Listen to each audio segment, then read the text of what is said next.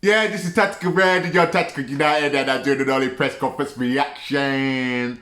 And I do think that it was a bit of a weird press conference because they was asking him. I like the way the press was throwing him questions. Finally, a press conference where the press throws him hard questions and he can't answer them. This is the thing with Ollie. Like, you put Ollie in front of the camera and he can't answer the questions. Every question he asked, he basically said at the end of the day, we got players here that are playing well, and we got good players, we got a good squad. That's basically what he said in his whole press conference.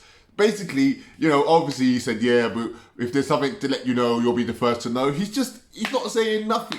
Like when he got the question about, oh yeah, Rio Ferdinand, Patrice Evra, Gary Neville, Darren Fletcher have been saying that you're not getting backed by the board. What do you say to that? We got good players. We got good players. Like, I know he doesn't have to come out and completely back the board or completely, say to the board, yeah, they're doing rubbish. But what he could do is say something like, well, we are trying to get players. But he's not even saying we're trying to get players. He's not even saying it. He's acting like they're not trying. That's what he's saying. He's not giving us any hope. And so that tells me that he's not trying. And the board aren't trying. And the board have not backed him. He has not been backed by the board. Like, obviously, we all know that because they don't back you 2 years in a row. That's what they do. They need their dividends. They take their dividends. That's what they do. And ultimately, the board is taking dividends and they don't want to back Ollie because we've lost money because of fans in the stadium, blah, blah, blah, blah, blah.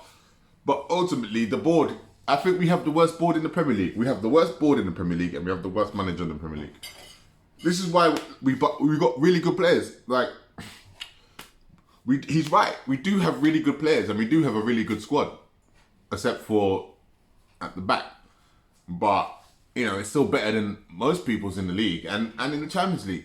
So he should be able to do well. But him not signing Sancho is obviously not going to make us win the Premier League. Him not signing a left back like Telles is not going to make us win the Premier League. Him not getting a CDM, which I feel that we need a specialist CDM because Fred is not a specialist CDM and Matic is too old. So we need a CDM in my opinion too. So, if he starts playing Bailly instead of Lindelof, it will help things happen. It will help the team on the pitch. But, that press conference was basically, he didn't say anything. He said nothing. Only apart from, oh yeah, I hope Maguire will be fit. Like we need him. Like we actually need Maguire. We don't need Maguire. Like if he's fit or not fit, no one's upset. No one's like, oh no, Maguire's not there. What are we gonna do? What's gonna happen? We have no Maguire. What's going on? Where's Maguire? But Maguire, isn't that good. That's why no one's really worried about if Maguire's here or not. Like, no one cares. Nobody cares. He's not that good. So, it was nothing really else said in the press conference. Only just, rambling on about players he used to have and Rafael and Herrera. Like, he's just talking about stuff that, like a fan. He's a fan. He acts like a fan. He doesn't act like a manager. He acts like a fan. Like, yeah, there is huge problems at the board. They're not giving us the money. He's not getting the money he needs. Yeah, that is correct. There's no doubt about it. But at the same time, he's not serious. And I don't get to see the board. I get to see their actions, which is not serious, but they're going to still be there. They're going to be there whatever the weather. Like, I don't think, I think as Man United fans, we should be all this, not buying stuff, this, that, and the other. But it's crazy. There's always going to be fans that are going to do it. So, and majority of fans are going to do it. So, it's madness. It's madness. And I just think now, looking at the future, it's bleak for Man United. It's very bleak. If you look at for example, Arteta, yeah. This is the biggest example you can give for someone who has no money and still does better than required for the players that he has, or someone who's doing worse than he requires for the players he has. And Ollie is doing worse. Like, for what we have, he's doing worse. And that just says everything about Ollie, because he nicked third, and we are the third best team in the league, by the way. We still are. We still are better than Chelsea. We're still better than Man for man, I'm talking about. We're still better than Arsenal. We're still better than Tottenham. We're better than all of them. Man for man, we are. But we're just gonna have to see what happens. But yeah, that was a press conference. For me, it was enough of a press conference. For me, I didn't learn anything. You know, apart from the fact that the Glazers don't want to spend, which is obviously the case. But let's remember one thing. Last year, when Gary Neville had an interview with Ole Gunnar Solskjaer stated that he thinks the best way Man United should be run is with no DOF, as Man United have always had the manager make decisions on transfers and stuff like that.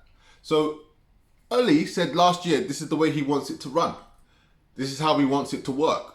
So he didn't say anything about, you know what, like maybe we should look at it in the future, or he just completely dismissed any DOF, like anyone helping him make signings, because he doesn't want to be sacked, because he knows that the Glazers and Ed Woodward don't know anything about football, and if a DOF comes in, his job will be under threat very, very quickly, because any DOF is going to know that Ole Gunnar Solskjaer isn't a good manager. Any DOF would know that, and that's why he doesn't want a DOF. If you're working closely with someone, as what will be happening with having a DOF, the DOF will see that certain things that he does that aren't on point, and the results don't lie too. So he can make all the excuses he wants, but it is what it is.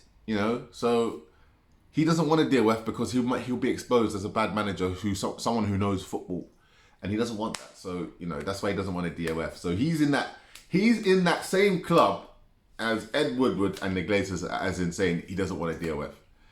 But as you can see, we desperately need one, because we can't make signings. Like, we are terrible. I mean, to me, I don't know how you can be so bad, but obviously, like the reporter said, building relationships and stuff like that. He doesn't even understand that. He doesn't even understand what he's so he's in his own little bubble. He's in his own little bubble. Anyway, I'm Tactical Red. This is Tactical United. Have a good day.